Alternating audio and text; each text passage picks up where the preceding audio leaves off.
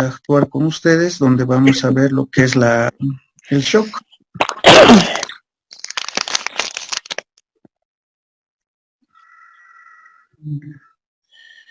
Como ustedes saben, jóvenes, el shock podemos presentar de diferentes tipos de casos, ¿no? Un paciente, por ejemplo, un primer caso, pueden tomar apuntes si desean, varón de 74 años, estuporoso. ¿Qué significa estuporoso? Un paciente que no está ya consciente, que está medio somnoliento, un paciente que está, le hablas y no sabes responderte, no sabe darse cuenta dónde está, ¿no? Pero sigue con los ojos abiertos, ¿no? Presión arterial de 90 a 45, relativamente baja, frecuencia cardíaca de 135, frecuencia respiratoria de 30 y temperatura de 38.5. ¿Qué datos les puede llamar la atención en este paciente? Primero, el estado de conciencia. ¿No ven? Nosotros calificamos el estado de conciencia según la escala de coma de Glasgow del 3 al 15, ¿no? Generalmente un paciente estuporoso es con una escala de Glasgow de 13 sobre 15, entonces 12. Y significa que hay algo en el sistema nervioso central. Si hemos llevado, si se recuerdan las anteriores clases, qué cosas te pueden hacer perder la conciencia o te pueden afectar la conciencia en el sistema nervioso central. Puede ser equilibrios hidroelectrolíticos, ¿no? Una hiperosmolaridad, una hiposmolaridad, un exceso de sodio, una disminución de sodio, puede haber una hipovolemia, ¿no? En el caso del shock hipovolémico, puede ser por esa causa, puede ser por una infección, ¿no? Puede ser por un proceso de cardiológico, o puede ser por un proceso de algún tipo de lesión neurológica, un traumatismo raquimedular, o un paciente que si está en quirófano por haber recibido algún tipo de anestesia o algún tipo de medicamento. En este caso puede ser algo alérgico que ha recibido de endovenoso o intramuscular, generando un shock anafiláctico, ¿no? Entonces, todos esos pueden generar una disminución de la conciencia hasta llegar al coma, ¿no? Si nosotros no resolvemos este caso, ¿no? Este paciente va a llegar a una pérdida de la conciencia, un coma, y probablemente no consiga sobrevivir. Otro aspecto que me llama la atención, la presión arterial, 90-45, como les dije. Entonces es un paciente que está hipotenso, ¿no? Y una frecuencia cardíaca de 135. Esta es una taquicardia bastante importante, con una frecuencia respiratoria de 30 y una temperatura de 38.5. 38.5 ya me denota una fiebre, ¿no? Y como les dije en el capítulo de fiebre, la fiebre es una infección hasta que se demuestre lo contrario. Entonces, tengo un paciente que está en estupor, yendo rumbo a alteraciones neurológicas, que está con hipotensión característica de cualquier shock. Generalmente todos los shocks cursan con hipotensión, son los shocks hipodinámicos, como os dije, ¿no ve? Solamente hay un tipo de shock que es hiperdinámico. Ahora, la frecuencia cardíaca 135 está incrementada, por ende está intentando incrementarse el gasto cardíaco y la frecuencia respiratoria de 30.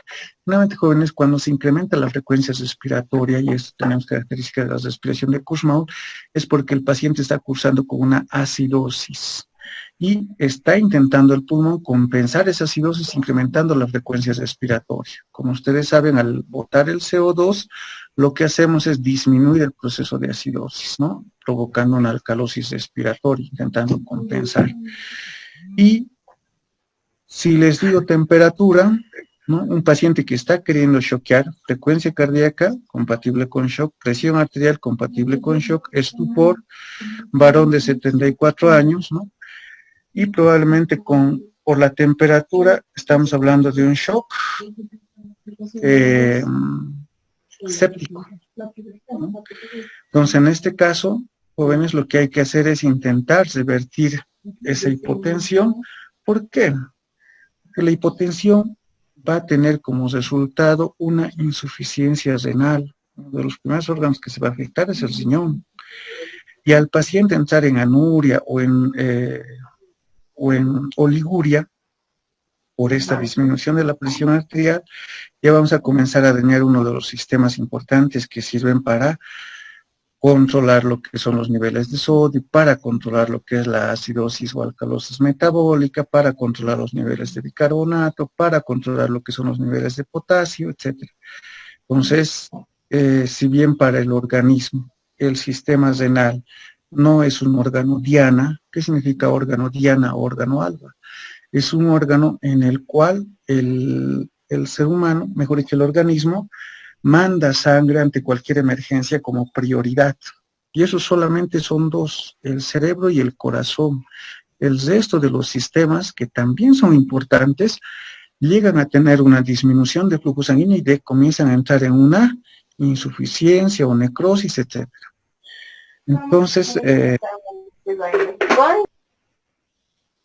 jóvenes, tengo que solucionar ese problema de la presión arterial. A ver, vamos a... Ya solucionar ese problema de la presión arterial, entonces lo que yo voy a hacer es intentar corregir esto. Entonces, el shock, como les dije, es un trastorno donde no hay perfusión sistémica, perfusión celular, generando una hipoxia de estas células, ¿no? Y, por último, la disfunción de los órganos vitales, ¿no? Entonces, ¿de qué manera yo me puedo dar cuenta que este paciente, si yo les dije hace un momento, ¿no? Vean, 74 años, estupor, presión arterial 90-45, frecuencia cardíaca de 135.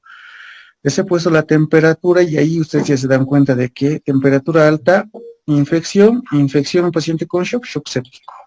¿Ven? No hay mucho de donde perderse. Entonces tengo que comenzar a solucionar primero el estado del paciente, incrementar la presión arterial, intentar dar un poquito más flujo para ese riñón, ¿no? Intentar ver cómo está la diuresis y ahí comenzar a pedir los laboratorios, jóvenes. Y lo importante en los laboratorios es ver todos los sistemas. Por ejemplo, para ver el sistema renal tengo que ver creatinina, ¿no ve? Tengo que ver la urea. La creatinina, los niveles normales son 0.5 a 1.5 miligramos por decilitro. Entonces, un paciente que esté, miren, yo les voy a dar un ejemplo. Hace poco conocí a un paciente con shock, bastante grave, y estaba con 4 de creatinina. Paciente candidato para hemodiálisis. Sobre eso, hay otro sistema que también se comienza a afectar, ¿no? Yo tengo que hacer funcionar ese riñón, pero ya primero tengo que darme cuenta, ¿no? Es un paciente que, aparte de tener todos estos síntomas, no está orinando, ¿no? Yo le tengo que colocar sí o sí una sonda vesical para controlar la diuresis y ver de que por lo menos haga una emisión de orina de 50 ml por hora, que es el flujo sanguíneo renal mínimo. Por debajo de 50 ml ya estamos hablando de una insuficiencia renal aguda, y si es que eso demora más, una insuficiencia renal crónica. Entonces es un paciente que probablemente puede ser candidato a una hemodiálisis. El otro sistema que se va a afectar es el sistema hepático. Y para el sistema hepático se pide un hepatograma, que se dice, ¿no? Pero normalmente nosotros no pedimos como rutina un hepatograma, transaminasas, la salacética, ¿no? La glutámica, etcétera. Pedir fosfatasa alcalina, no son exámenes de rutina. Entonces, ¿cómo yo puedo saber cómo está ese hígado? Porque en el hígado es donde se están metabolizando gran parte de las toxinas. Y si el hígado no funciona, va a comenzar a liberar una serie de toxinas al sistema nervioso central, ¿no? Causando lo que es el coma hepático, ¿no? Algo que es la complicación principal en los pacientes con cirrosis y que causa la muerte. Y es una complicación bastante común. Al final el paciente hace un shock, ¿no? Un shock probablemente de tipo distributivo, y por la causa principal sería un coma y una falla hepática, ¿no? ¿Cómo yo voy a saber cómo está funcionando el riñón, jóvenes? Es mediante los factores de la coagulación. ¿Cuántos factores de la coagulación conocen? 12 que menciona el libro de Guyton, 3 en realidad son. De estos, el único que no se forma en el hígado es el factor 4, que es el calcio, que se reabsorbe mediante la ingestión intestinal, etc. El resto de los factores de la coagulación, todititos se van a formar en el hígado. Entonces, ¿cómo yo voy a saber que un paciente está con una falla hepática? ¿Cuál es lo que primero que me va a dar una luz? El paciente comienza a tener sangrados, ¿no? Puede ser un sangrado oral, una epistaxis, un sangrado de otra parte del organismo que no para. Tú le haces una compresión, como te dicen, ¿no? Los primeros auxilios, intentas hacer una cauterización con bisturí, intentas colocar, qué sé yo, vitamina K y todas las cosas, ¿no? Los anticoagulantes, ácido tranexámico, etamcilato y otras medicaciones que nosotros usamos normalmente intraoperatoriamente en cirugía para intentar parar una hemorragia, pero el paciente no reacciona y sigue la hemorragia, y sigue el sangrado. Entonces eso ya te denota de que no hay una buena actividad hepática y que el paciente está entrando en falla hepática, ¿no? Por otro lado, la respiración. La respiración es fundamental. La característica es la respiración de Kussmaul, acompañada de una frecuencia respiratoria incrementada, que ya te denota de que el paciente está entrando, ya sea en falla respiratoria, porque lamentablemente incrementar la frecuencia respiratoria no es algo así nomás. El paciente va a entrar en un distrés respiratorio. ¿Qué es el distrés respiratorio? No es otra cosa que un cansancio de los músculos respiratorios, como el diafragma, los músculos intercostales y los otros músculos accesorios de la respiración, que al final hacen de que estos músculos ya no puedan realizar una adecuada respiración de tanto que han comenzado a forzar esa contracción respiratoria. De esa manera, entonces, el la parte respiratoria es fundamental. Un paciente que ya está con una frecuencia respiratoria incrementada y sobre todo presenta la característica de respiración de Kussmaul. Vamos a ver en una siguiente clase algunos videos de los tipos de respiración, ¿no? La de Cheyne-Stokes, la de Kussmaul y otras alteraciones respiratorias que son características del shock. Entonces, ello acompañado de una frecuencia cardíaca aumentada que es una taquicardia. Inicialmente el corazón consigue esa falta de gasto cardíaco, esa hipotensión, etcétera, consiguen inicialmente incrementando la frecuencia cardíaca y llevar una mejor perfusión, pero el corazón también se cansa. ¿Por qué? Porque se va a reducir lo que es la, la oxigenación de las arterias coronarias. Cuando uno incrementa la frecuencia cardíaca, jóvenes, nosotros durante el latido cardíaco tenemos dos tiempos, sístole y diástole. Todas las arterias del organismo se oxigenan en lo que es sístole. Cada vez que el corazón se contrae, manda sangre a las células, principalmente del cerebro, y estas células comienzan a oxigenarse adecuadamente, ¿no? Pero las arterias coronarias solamente se oxigenan en diástole. O sea que cuando las válvulas se cierran, la válvula óptica se cierra, la sangre retrocede, intentando o cerrando esas válvulas y llenando las coronarias de sangre. Doctor, perdón si te corto. Doctor, no sé si podríamos admitir a algunos compañeros más. Fueron saliendo algunos y algunos están en la sala de espera, doctor. A ver. Sí, doctor, vamos a teléfonos ahora. Ya, a ver, vamos a admitir algunos. Pues sí.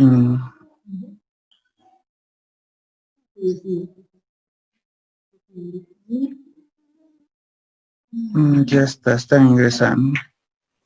Ojalá ya hemos completado. Bueno, en cuanto a eso, yo creo que ustedes pueden, ¿qué les quería decir? Pueden colocar lo que es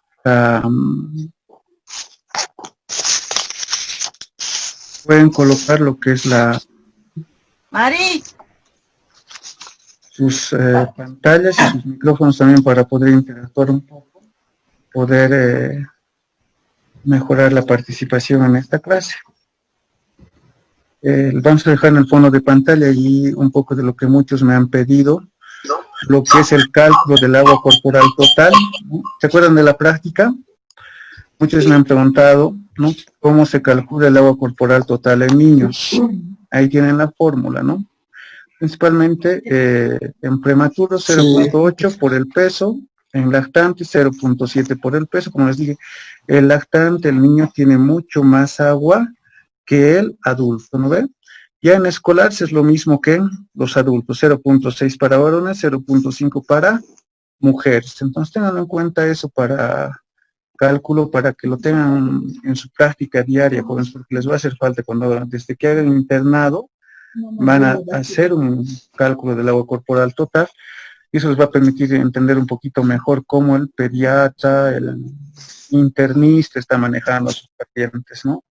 Porque normalmente nosotros hacemos nuestras fórmulas, damos la orden, pero el interno no sabe ni por qué le estamos dando, ni de dónde salió ese número, simplemente anota ya. Bien, eso para que lo tengan en cuenta mientras estamos en el avance del tema. Entonces, jóvenes, el siguiente sistema, ¿no?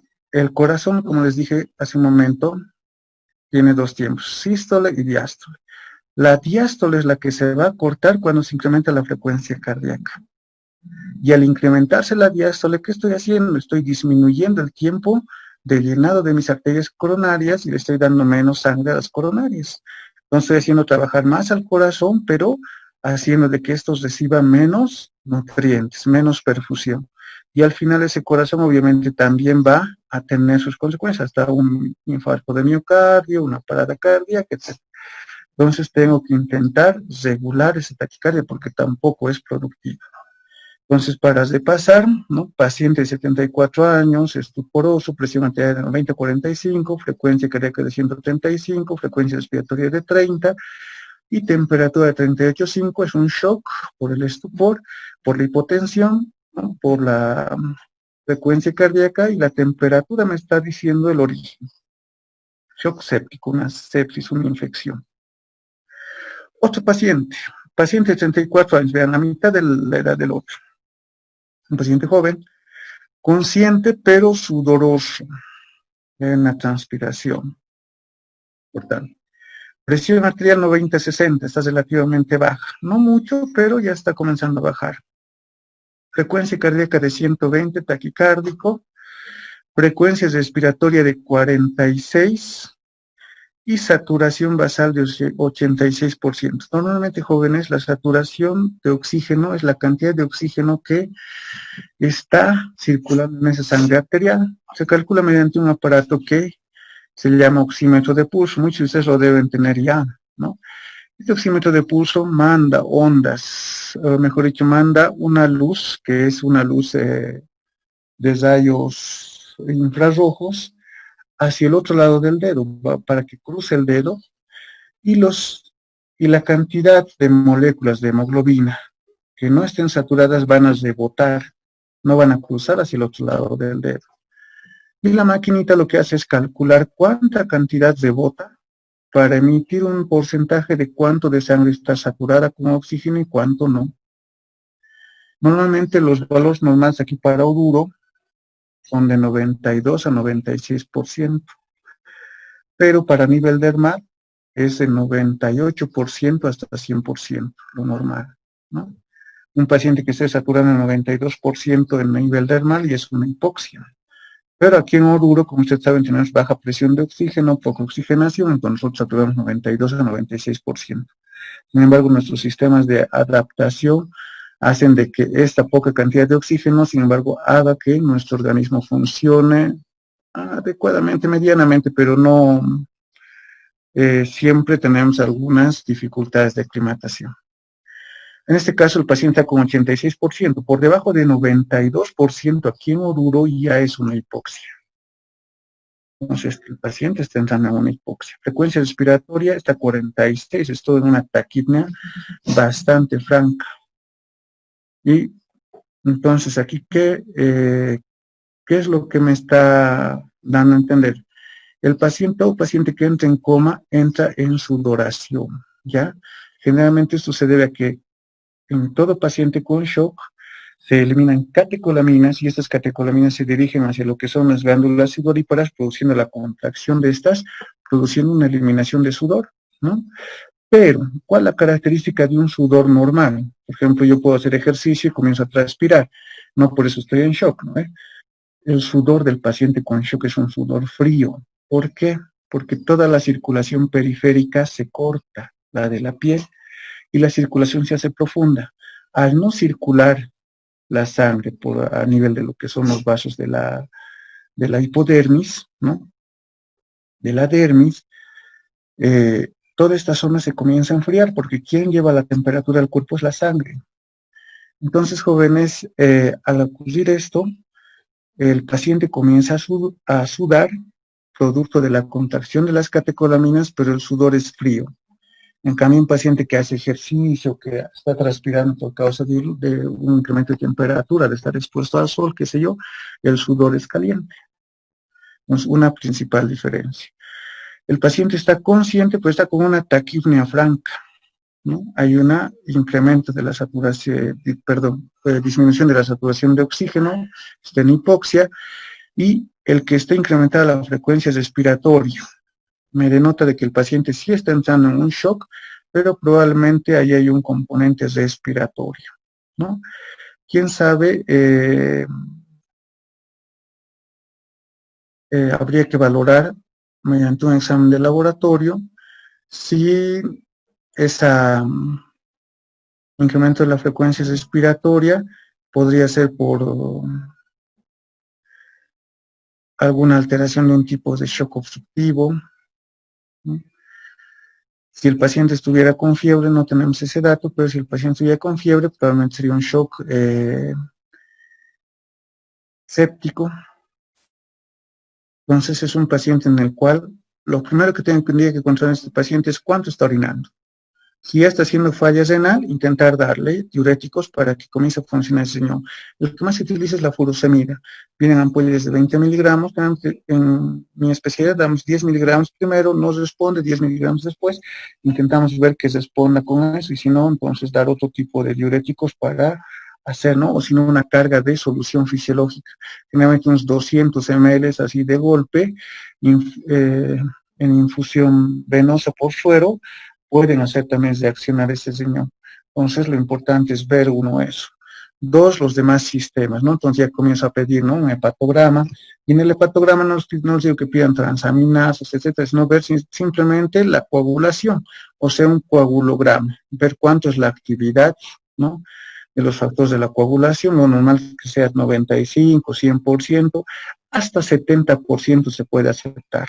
Por debajo de 70% ya estamos hablando de un paciente que tiene grandes riesgos, que está entrando en falla hepática, ¿no? Y dentro de estos está el INR, se llama, ¿no? Índice la relación del índice normatizado, que es una especie de cálculo que se hace de cuánto está coagulando el paciente. Lo normal es 1.0, ¿no? El INR, pero hasta 1.5, 1.4 se acepta.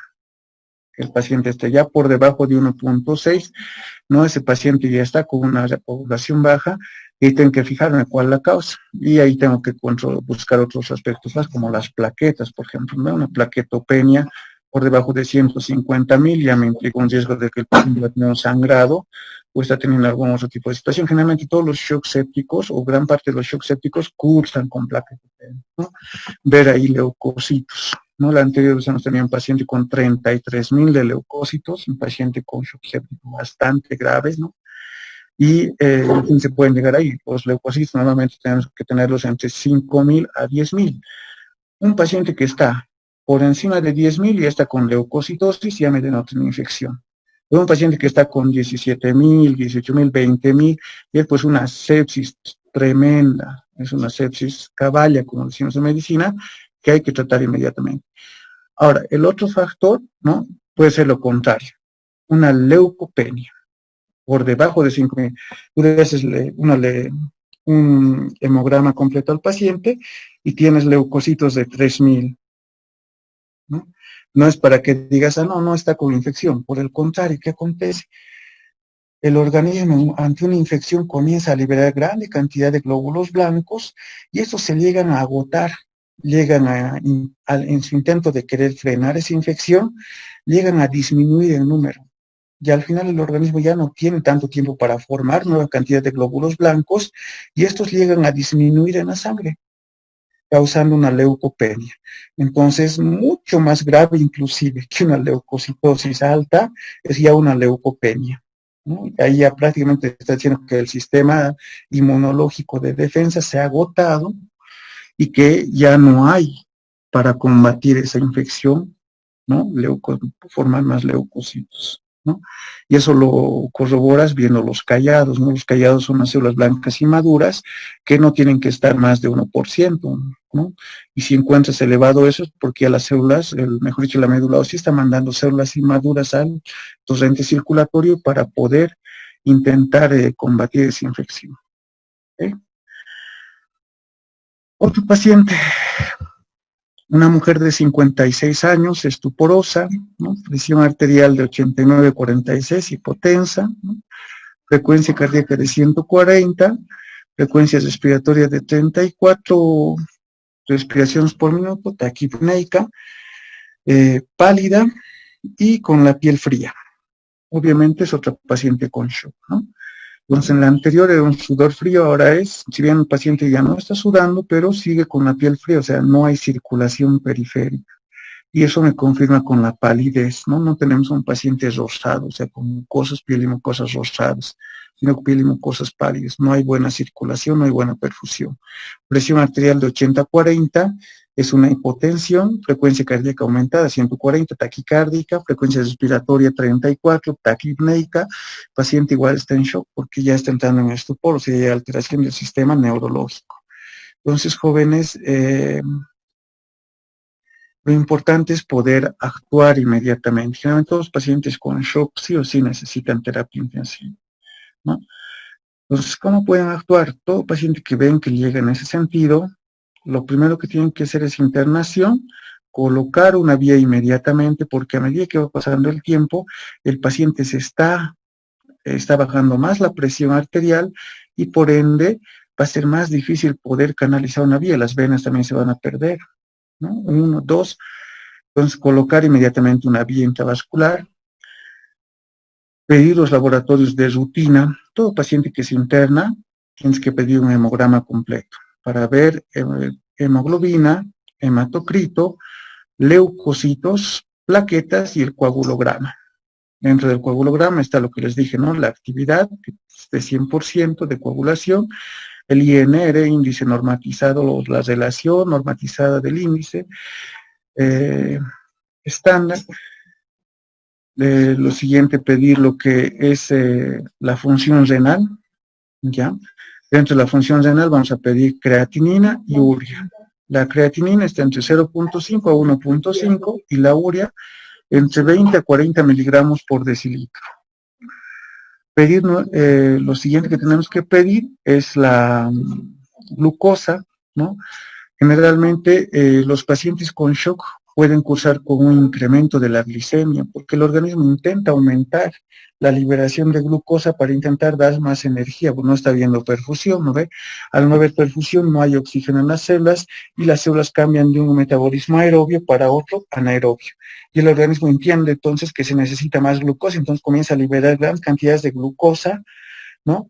Gracias a una mayor liberación de hormona glucagón en el organismo.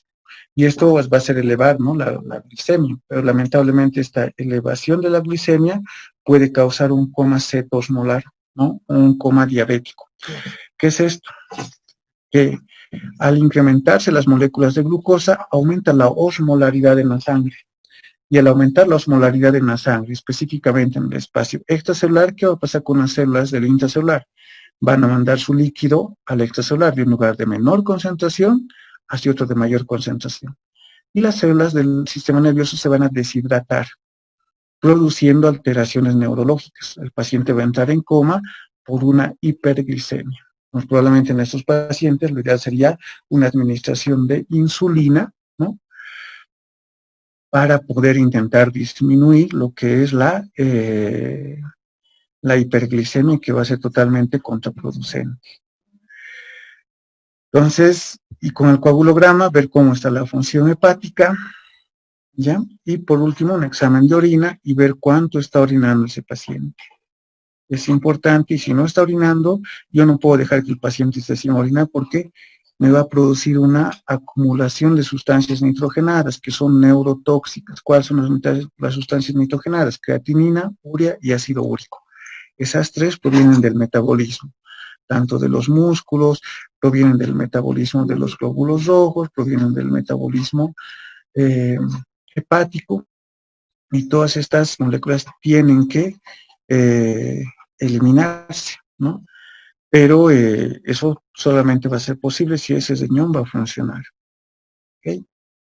Bien. En ese sentido, jóvenes, el